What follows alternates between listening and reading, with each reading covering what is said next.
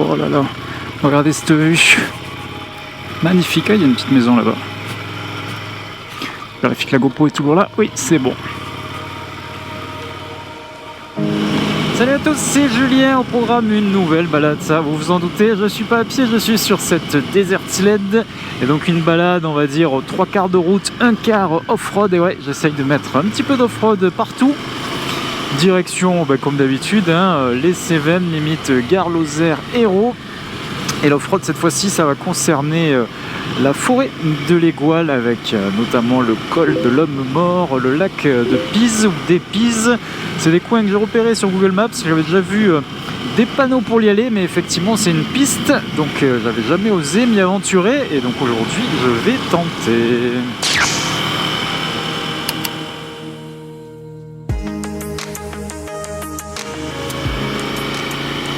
Et voilà, premier petit détour de la journée qui était prévu. Là, je sais que cette route, elle débouche sur une zone non goudronnée. Le GPS voulait m'y faire passer une fois, j'avais fait demi-tour. Et donc là, j'ai la moto adaptée. Je vais tenter. Bon, c'est quelques kilomètres uniquement. Ça sera l'occasion de prendre ma revanche sur le GPS. Allez, on va se tenter ce petit chemin.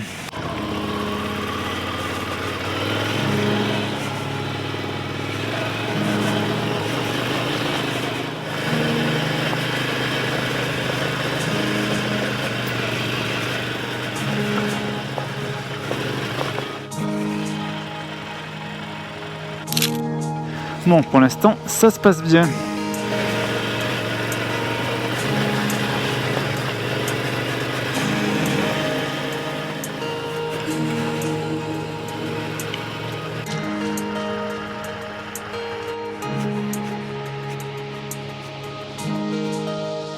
Hop, voilà, Instagram c'est fait.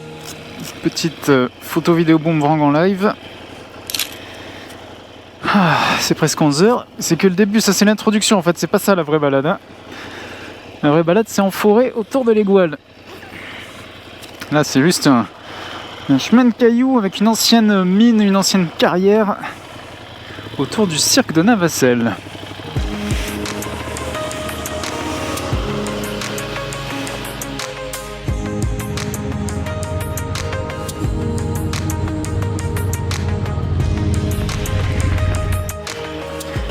Et voilà, de retour sur la route. J'ai enfin fait cet itinéraire que le GPS avait voulu me faire prendre il y a plus de 2 ans avec la CB650F. Et clairement, j'avais bien fait de faire demi-tour à l'époque. C'était pas du tout roulable avec une moto conventionnelle. Là, je me dis, si j'ai une galère, je suis vraiment tout seul. Quoique, il y avait un randonneur dans les parages. Voilà, c'était la petite introduction. Maintenant, direction une partie de l'Aveyron. Et ensuite la forêt de l'Égoile en fin de journée où ça sera à nouveau de l'off-road mais un peu plus avec de la terre à mon avis. Et voilà, suite de la balade en Aveyron, petite pause ravitaillement à la direction la Roque Sainte-Marguerite. Petit village avec une route toute petite interdite aux camions, aux camping-cars, aux caravanes, réservée aux voitures et aux motos. Et regardez, en hauteur, tout au soleil, ce village perché, c'est assez sympathique.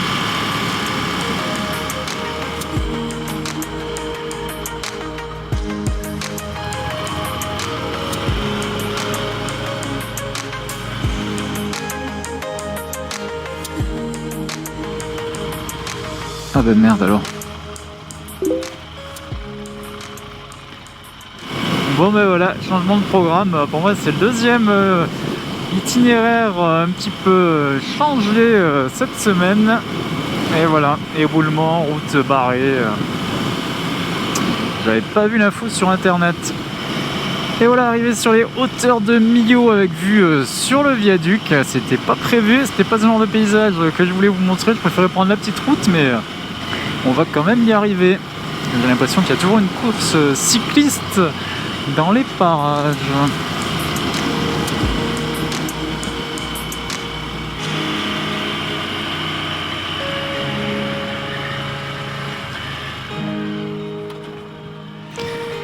Et voilà, de l'autre côté de la route après plus d'une heure de détour. Il y a bien écrit route barrée, c'est ce que je voulais m'assurer. Bon, ben voilà. Hop là, je peux reprendre ma trace, sauf que, comme je vous ai dit, pas mal fait un grand détour, donc on va un petit peu couper.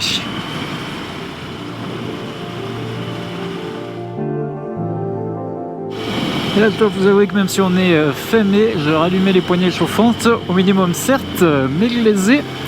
Et pour le blouson en cuir, j'ai toujours la doublure thermique. C'est incroyable, là on dirait pas, hein, mais il fait encore super froid cette année, dans cette saison.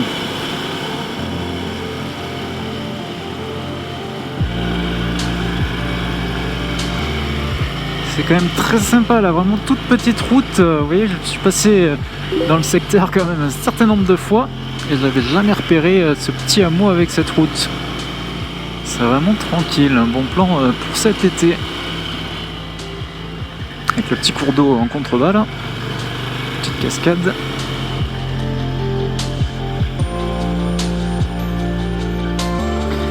Alors, col du Mini à gauche, à droite, comme le col de l'homme mort. Il y a des gens qui ont mis un S, col de l'homme mort, ça veut rien dire.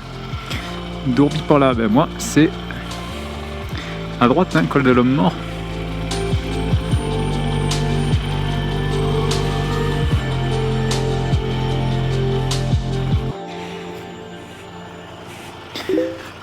Bon, col de l'homme mort. Col de l'homme mort, c'est ici. Effectivement, quand on arrive du sud, c'est un chemin entièrement en terre, et quand on arrive du nord par Dourbi, c'est goudronné.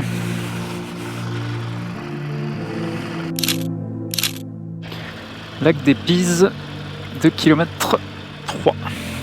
Col du Minier, 9 km 9. Col des Portes, 4 km 7. Comme vous voyez, pas de panneau interdit, pas de barrière, donc on peut y aller.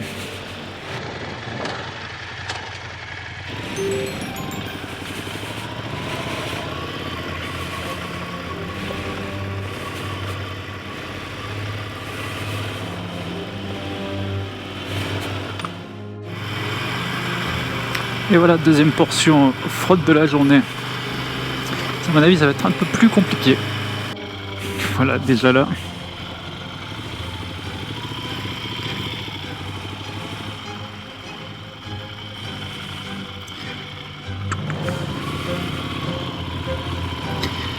Petite intersection. Hop. Est-ce que c'était la bonne route? Le GPS me dit que oui, mais bon.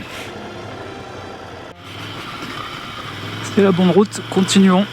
Ça fait 7 km comme ça.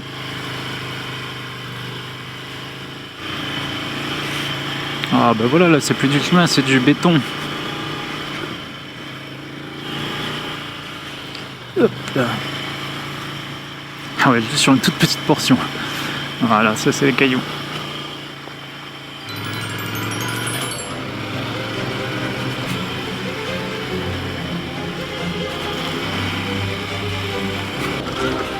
Hop là, obstacle sur la chaussée. Hop.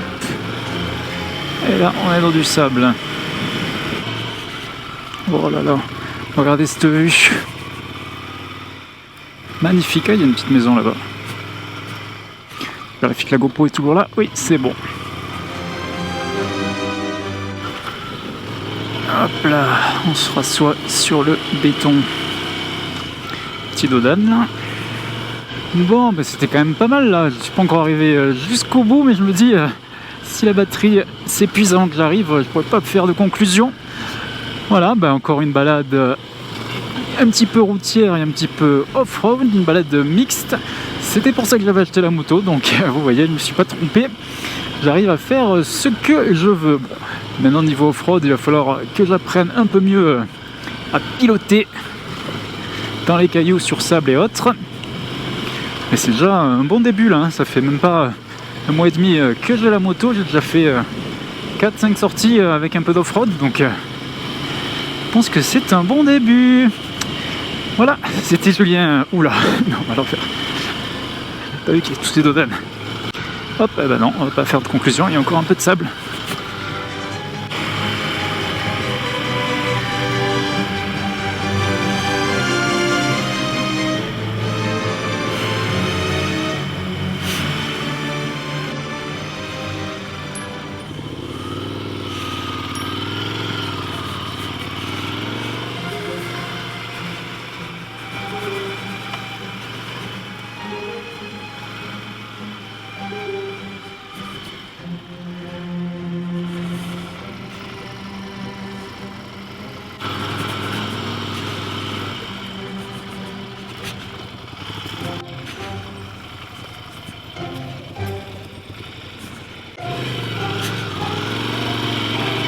Hop là.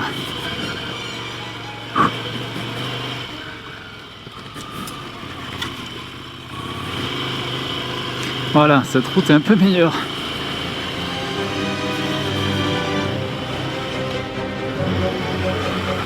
Voilà, je pense qu'on arrive sur la bonne route.